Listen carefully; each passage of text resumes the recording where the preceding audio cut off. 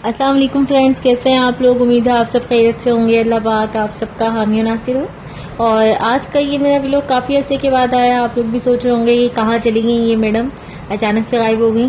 तो दरअसल मैंने आप लोगों को पहले भी, इससे पहले जो मैंने एक वीडियो अपलोड की थी तो उस पर मैंने बताया था कि कुछ डोमेस्टिक प्रॉब्लम की वजह से मेरे व्लॉग नहीं आ रहे। बात ये थी कि हमारी गाड़ी का छोटा सा एक एक्सीडेंट हो गया था, तो फिर गाड़ी जो है बनने देती थी, तो तकरीबन 1 महीना तो ऐसे ही चला गया। तो अब इंशाल्लाह ताला आप लोगों की दुआ से सब ठीक ठाक है, सब खैरियत से है। और आज मैं अपनी डेली रूटीन व्लॉग अपलोड कर रही हूँ।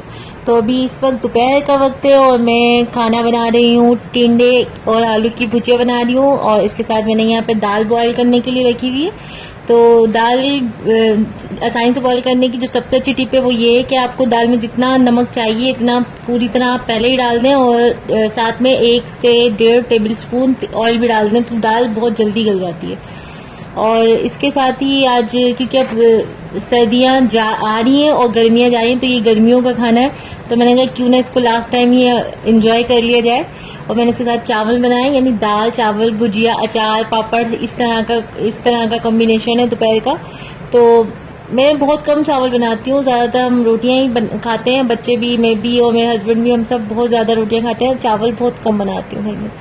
तो यहाँ टिंडे की भुजिया मैंने स्टार्ट कर दी है। और सबसे पहले मैंने प्याज ब्राउन किया, उसमें हरी मिर्चें और थोड़ी सी लाल मिर्चें डाल के उसको हल्का हल्का फ्राई किया, और उसके बाद मैंने इसमें टिंडे डाल दिए। और टिंडे डालने के बाद मैं कुछ देर इसको हाई फ्लेम पे भूनूंगी बहुत अच्छे से। उसके बाद फिर मैं इसमें आलू ऐड कर दूंगी। अब यहाँ पे आलू ऐड कर चुकी हूँ मैं, और इसके साथ साथ मैंने इसको हाई फ्लेम पे भूना था और थोड़ी देर इसको दम पे रखा था। अगर आपके पास हरा धनिया है घर में अवेलेबल तो फिर आप डाल सकते हैं, वरना मेरे पास हरा धनिया नहीं था तो मैंने सिर्फ हरी मिर्चों से ही काम चला लिया। और फिर अब मैं इसको कवर करके रख दूंगी, क्योंकि ये भुजिया पूरी तरह कंप्लीट है और मैंने इसमें बिल्कुल पानी ऐड नहीं किया, यानी तेल भी वाली भुजिया है, तली हुई भुजिया है ये। और ये दाल है, अचार, ये मैंने अपने हाथों का पहली बार जिंदगी में अचार लगाई, वो अचार है। इसके अलावा ये मैंने टिंडे आलू की भुजिया बनाई है, देखिए हसीन, ये उबले हुए चावल है, इसके साथ पापड़ है। तो ये आज का हमारा लंच है। तो हम जा रहे हैं एंजॉय करने, अब आप लोगों की बारी है। ठीक है, ठीक है, अल्लाह हाफिज़।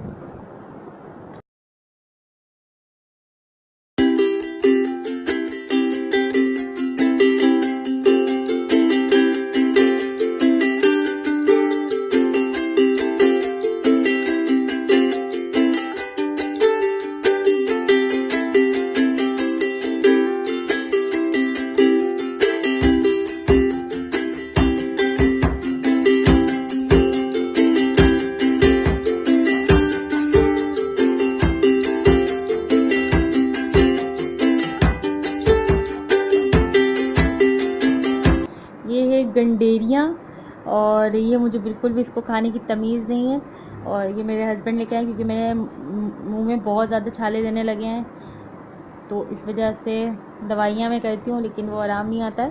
तो मेरे हस्बैंड लेकर आए हैं कि ये रोज़ाना तुम गंडेरी खाओगी ना तो तुम्हारे ज़बान के छाले ख़त्म हो जाएंगे। और ये मुझे बिल्कुल भी खाने की तमीज़ नहीं है, और मैं अभी इसे देख रही हूँ, सोची इसको कैसे खाना स्टार्ट करूँ।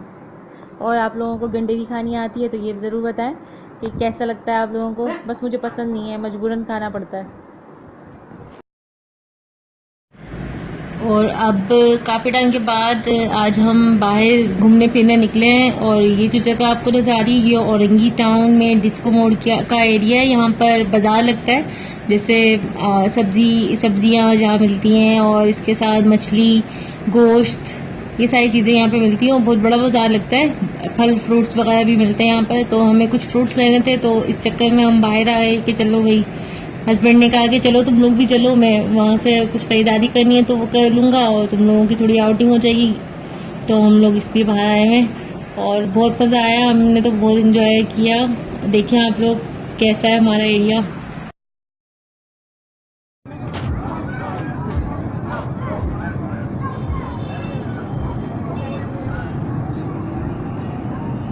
जो आज के दिन क्या अलार्म उठाते हैं?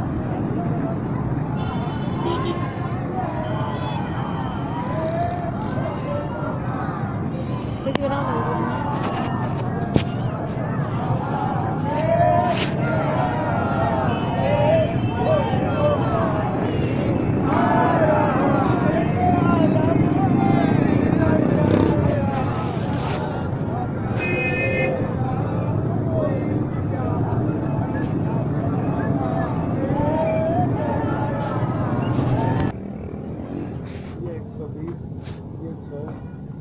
ये अनार का सही करो कितना हो जाएगा? 1 किलो दे दो। आइए 1.5 नहीं होगा 1.5 है। 1 किलो तो कोयटा वाला दिख रहा है। ये सरकारी अनार का पल्ला जो तुमको लाल हो गई रंजी वाला माल है वो हो गया 1 किलो।